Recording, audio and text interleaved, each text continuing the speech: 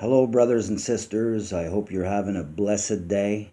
Um, I hope all is well. I'm going to have to make a fast video. I got so much to say, man, and I got to cut it down because I guess YouTube only gives you 15 minutes. That's all I can download. So I'm going to make this quick. This is for the broken. This is for people that, not for the saved.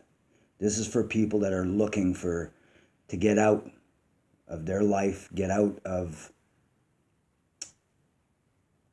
that burden that you have. There's no money in the world. There's nothing that could take that burden away from you except Jesus Christ. He is the way. He is the only way. This is my story. This is my journey. My dad was bipolar. He was an alcoholic. My mom left when I was 13 years old. She went to British Columbia with her new husband. Left me with my abusive father. I was out of the house when I was 14 years old. I moved in with a guy that just got out from bank robberies, and one day I was a car thief. His friend got out from Collins Bay, and I became his driver. He started robbing banks and somewhat. So I followed in his footsteps. I seen how easy it was to make money. And so I did the same thing. My first sentence, I was 17 years old. I got 3.5 years. I went to an Ontario prison, but there was a surpopulation in Ontario.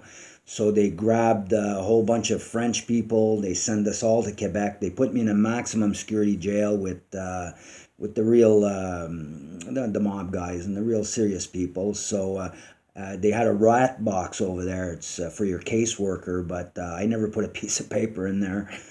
So I ended up they forgot about me. I stayed there for a little less than 2 years. And then they did an emergency transfer when they figured out they forgot about me to medium security. But by then I was indoctored by what I was supposed to be. And there was, I'd call them undesirables, sex offenders. I didn't like people that picked on old people, children, women. We're supposed to respect our women. They're fragile compared to us. So I picked up more charges in prison for assault. I ended up with 5 years for what I did. And then I got stuck in a maximum security jail for many, many years after that, like 14 years, because they couldn't mix me with regular people. With sex offenders and stuff. So I got out. I was out 6 weeks. I picked up a whole bunch of robbery charges, like 30 charges of armed robbery. I got 8 years. During that 8 years, because I couldn't get a medium and I couldn't get out on my sentence, I transferred to British Columbia. They called it a geological cure. Little did it know there was no cure for me. Only God was my cure, and I didn't know that at the time. So I became, I was a criminal. So, but I always, God installed, my dad was a very religious man. He installed God in me. So I always knew there was a God. So I always searched for him. I was a big fat kid. There, I got a picture here. Yeah, I was a big fat kid, as you can see. So I had no self-confidence. My dad was a very religious man. He was, here's a few pictures of him with his sword. And I don't know if you guys have Knights of Columbus in British Columbia. It's kind of like Freemasons, Catholic Freemasons, I guess. That's the best way I could put it. There's my dad blessing the family. It's me over here paying attention. Like I said, my dad was a very religious man. My first communion, very healthy young man. My dad worked for a National Research Center. He worked on the Canadian Arm. So I got a trip to got a trip to Cape Kennedy because he worked on the Canadian Arm. But we can't leave. I believe we live under a firmament, and there's no leaving this enclosure. We live under God's hold, and there is no trip to outer space. And But like I said, I was a fat kid. I didn't have no confidence. But going to jail, I did a lot of weights, and I got some self confidence, but the wrong type. I was a tough guy confidence, and I used to fear into people, and but God changed my heart. 20 years in jail, I never shed a tear. I call it, I'm a baby in the faith. I read the Bible, I cry. He gave me my heart back. And he lifted this burden off my shoulders. I'm off drugs. I always had evil spirits in me, I'd say. And he took that away from me. And several times a day I pray. I do ask for the full armor of God. I do feel spiritual attacks lately, things that are happening to me that didn't happen for years. Like I said, I was a drug dealer. I had lots of women in my life. I ran an escort for a while. So I'm having a girl call me to go and see her. But I minister the Bible. That's all I do. I talk about God. That's all I do. And so I plant seeds, and basically, like I said, this is for the broken. I left a thing on Facebook for my friends, the biker friends I had, the people that want to lift that burden off their hands, off their chest, off their spirit, man.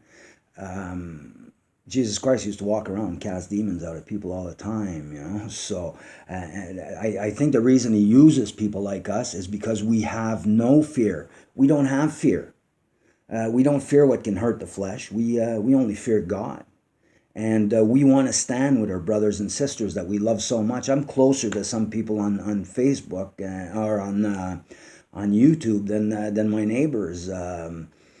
I listen to guys like Light of Truth, Jerry, his wife Lucy. I think she has her own YouTube channel, Coffee with Lucy.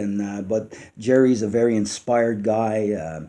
I like positive things, positive people, because I never liked drama much. I don't know if it's because all the time in jail. Well, drama could get you killed in jail, so you stay away from drama.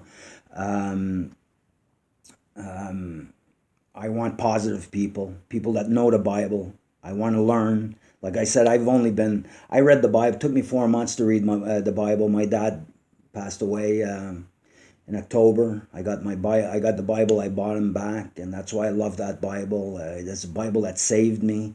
1 Corinthians, when I looked in there, and 1 Corinthians 1, 16, 18, it says that, or 14, it says that God chooses the broken. He doesn't choose, like Jesus Christ could have been a king, the son of a king, but no, it doesn't work that way. He chooses the broken ones. Gideon, that they make so many movies of today, he was from the smallest tribe, and he was the least in his tribe. So yeah, man, God likes to use the broken things, man. And we are broken. There's a lot of broken people out there.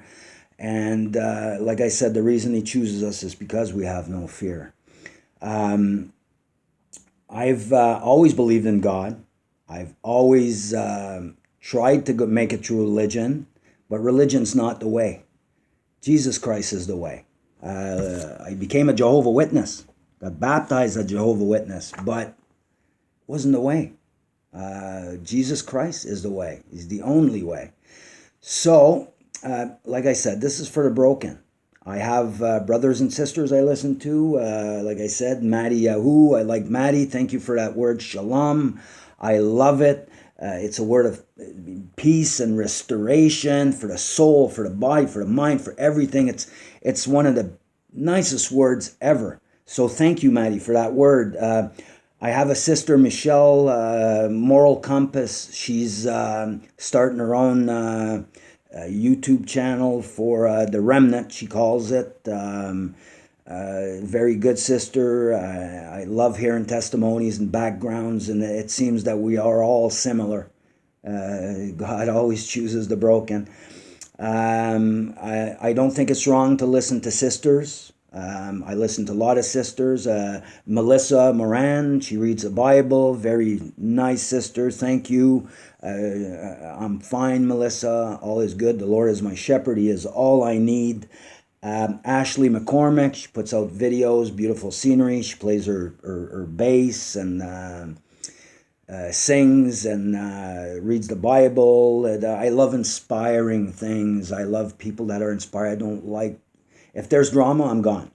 You know, I'll try to talk to whoever it is, and if they don't listen and they don't move on, I'm gone, man, because I don't need that. That's not what I want. I want to learn. I want to, like, I've come so far in so short a time. Sometimes I think that I'm more than I am, but I am not one to follow. Like I said, I named a few people, and you know, like I don't have a computer. I don't have I was on house arrest for a while a few years ago, and I'm like Richie from Boston says, he's a hole with a laptop. I'm an idiot with a tablet. I just want to share the word. This is what we ought to do as Christians. We are to be the salt of the world. We are to be above everyone else. We are to inspire other people by the way we live. That's how people come to God. So I just want to tell people, keep up the good fight, and it's hard for everyone. Life is not easy. This is a test. We are here to be part of His story. That's what history means. We are here to partake in God's story. This is a choice. We have free will. The clever snake has done his job in hiding God and confusing the masses, but God can turn that light on like this. And like I say in all my videos, if God can soften this heart, man, He can soften anyone. So I'm rushing through this because I know I can only make a 15-minute video. I made 2 videos this morning. I couldn't keep it under 15 minutes, so I'm rushing. I'm cutting a lot of things out. But I just want people to that have a burden, that have something, that they want to get rid of. Come to Jesus Christ. Get on your knees. Tell Him everything you've done. Confess to Him, and He's going to lighten that load. He will fill up your cup. You'll never need anything else. I've never been off drugs since I'm 13 years old. And God is my drug. He is all I want to do. I do this from morning to night. I practically don't watch TV no more. I watch a little bit of the news sometimes, and I see the deception even in that. Everything's bought and paid for. I see the beast system working. I see the deception. So I love everyone. May our God, love and Savior, Jesus Christ, give you all grace and peace. That is my favorite saying. Because only He can take care of us. He sends you that whisper that things are okay. And I thank Him for renewing my heart. And I love all you guys. I truly do. So keep up the good fight. And I love you. I don't know what else to say.